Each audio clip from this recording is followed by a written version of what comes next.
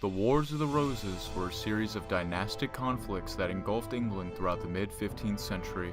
Spanning 3 decades, noble houses rose and fell, while 2/3 of the English nobility perished. The roots of the Wars of the Roses stem from the reign of Richard II, who succeeded his grandfather Edward III in 1377 at the age of 10. Richard's uncle, John of Gaunt, the Duke of Lancaster, was the wealthiest man of his time, estimated today at $150 billion and still is the 16th richest person in recorded history. Richard feared John's power and allowed him to rule in his stead while he grew up. Even after the regency, John wielded considerable administrative power. As Richard took more effective duties, history, and especially Shakespeare, paint him as a weak, foolish, and inefficient ruler. Whether this is a truthful depiction is still hotly debated amongst historians, but what is certain is that he made one too many poor decisions. John of Gaunt died in 1399. Richard despised John's son Henry, who had previously contributed toward the Lord's Appellant, a group of nobles who attempted to oust Richard's advisors. Richard revoked the Duchy of Lancaster before Henry could inherit it and declared him banished from England. Residing in Paris and having the favor of some French lords, Henry gathered his supporters and landed in England, though only intending on taking the Duchy of Lancaster, a title that had resided in his family for nearly 100 years. Peasants and nobles alike flocked to him as a potential replacement to the incapable and childless Richard. Figuring out he had enough power to take the crown for himself, he gained the support of enough nobles and parliament to take the kingdom. He had Richard imprisoned and probably assassinated. Whether or not Henry was the rightful ruler was highly questionable. His father was the 3rd son of Edward III, and Edward's 2nd son Lionel had descendants the Mortimers, whom some claim were the rightful heirs. By agnatic primogeniture, or only male, Henry was the rightful ruler, whereas the agnatic cognatic primogeniture, which includes females if there are no other males, which favored Edmund Mortimer. The law of succession wasn't entirely clear or written down, and multiple conflicts throughout English history, like the Norman invasion and the anarchy, made England bleed. But nobody would dare rise up against the strong Henry in favor of a 9-year-old Edmund Mortimer. Henry proved a capable and able administrator, having an average and generally peaceful reign. Upon his death in 1413, he was succeeded by his eldest son, Henry V. Though Henry had been leading troops since his adolescence, and even took an arrow to the face, he felt he had something to prove. Though many helped his father gain the throne, support for the Lancastrians was diminishing. During the 3rd year of his reign, the Southampton plot, a plot by 3 nobles intending to kill Henry and place Mortimer on the throne, was uncovered and foiled, partly due to Mortimer's compliance with Henry, as he didn't believe he could take the throne at the time. Henry felt he had to prove himself. Inheriting the throne was not enough, especially as dissension was brewing against his reign.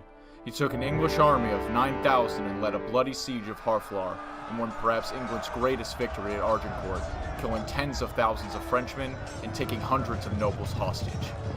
His alliance with Burgundy gave him control over vast swaths of France, and in 1419, the English-Burgundian alliance gained control of Paris, and he proved himself now, being revered by English nobility. Few were willing to stand against him, but in 1422, he died while on campaign, and his mentally incapable son, Henry VI, came to throne. Henry VI was almost fully dependent upon his counselors due to his mental instability and insanity. Originally, his uncle John, Duke of Bedford, led the kingdom to some military successes against France, but upon his death in 1435, English continental ambitions were shattered, as France was able to retake all their lost provinces except for Calais.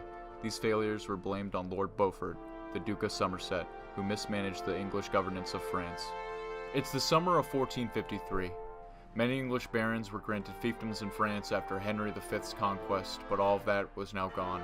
Upon French seizure of Bordeaux, an important trading post which had been in English hands since the 12th century, Henry VI went into a mental state of shock, speaking to no one and only receiving a few, including Somerset and his wife, Margaret of Anjou. During this unresponsiveness, with the support of Margaret, Somerset took control of the kingdom. However, he was not without rivals. Richard, the Duke of York, stood against him. With royal blood on his father's side and being the heir of the Mortimers, he was seen as a potential claimant to the throne. It was obvious that the cunning Richard wanted to grab power even before he had Somerset in prison. Henry V had executed his father for treason, so he had all the reasons to hate Lancasters. Seizing power, He was named Lord Protector of the Realm by the Parliament and appointed his brother-in-law, Richard Neville, Chancellor, and became the de facto King of England. On Christmas Day in 1454, Henry VI came back to his senses, revoked the titles and privileges Richard had taken, while freeing and restoring Somerset to power. A few rocky months subsisted, in which Richard began gathering his retinues and levies, called upon his perennial allies, and hired mercenaries, seeing a conflict on the horizon. Richard began moving his forces south. Somerset noticed this and gathered what forces he could to march upon Richard, seeing him as a traitor. Richard's forces, about 4,000 strong, were commanded by himself alongside his in-laws, two Richard Nevilles, father and son, the Earls of Salisbury and Warwick respectively. Edmund, with strong support from the Duke of Buckingham and the Earls of Northumberland and Devon, began to gather local support.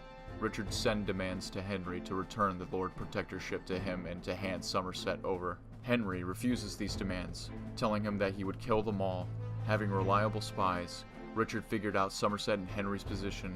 While Henry was marching through the town center of St. Albans, only 22 miles north of London, Richard ordered his forces to jump out, having already barred the road exits, and demanded the head of Somerset, claiming that he's the one that ruined Normandy, whose negligence lost Gascony, and who reduced the realm of England to a state of misery. Henry refused, believing it to be a bluff.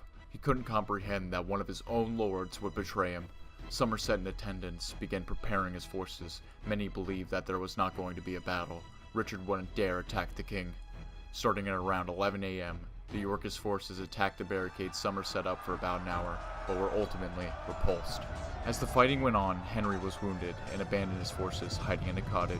The younger Richard Neville, the Earl of Warwick, took 600 of his own troops called Marchmen and attacked Holywell Street, which led towards Somerset's barricades. Seeing the dire situation he was in, Somerset rang the bell in the market's clock tower to alert the rest of their forces, who began preparing for battle. By this point, though, it was too late. Many of Somerset's forces, after seeing their king run, abandoned their posts, running to the fields, while some of them surrendered themselves to Richard, begging for mercy. Somerset retreated to an inn with a few of his retainers, and after the doors were battered down, he charged out, cutting down 4 men before being slain. Though both sides only lost a few hundred men amongst them, important royalist nobles such as the Earls of Northumberland and Clifford were slain.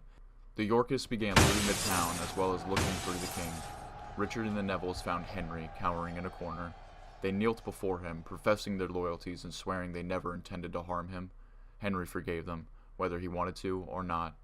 Now he was completely at Richard's mercy, as his biggest supporter, Somerset, had been slain. Now in the custody of Richard, Henry confirmed Richard as Lord Protector, which gave him supreme power yet again in England.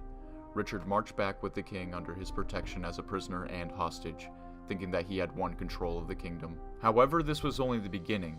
Henry still had the supporters, including the Earl of Oxford, who commanded a strong force of 6,000 men, as well as his wife, Margaret, a cunning and capable plotter and stateswoman, who would stop at nothing to see herself and her young son control the kingdom.